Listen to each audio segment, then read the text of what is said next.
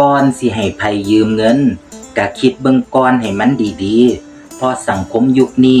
เป็นคนดีเขาเอิ้นว่าคนโง่คำว่าเงินมันบ่มีพี่มีน้องเพื่อนพ้องญาติมิตรเงินมันคมกว่ามีดพร้อมสิกรีดใจเฮาได้ทุกนาที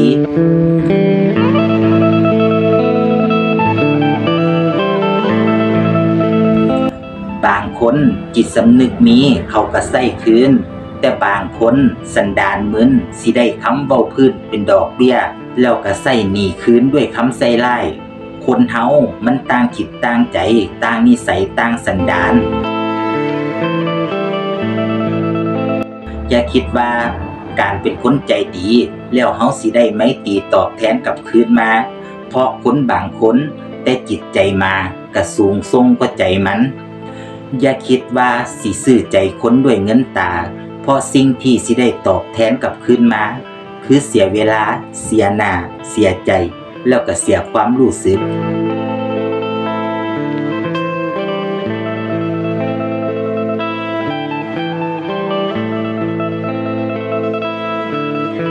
รู้จักปฏิเสธคนให้เป็นบ่แม่นเห็นไผเดือดร้อนก็ใจอ่อนซอยเหลือเขาไปเบิดบางครั้งเขาก็ต้องรู้จักให้เขาซอยเหลือตัวเองแก้ปัญหาด้วยตัวเขาเองบ้างบ่แม่นสิมาหวังให้คนอื่นเขาซอยเหลือตลอดเวลา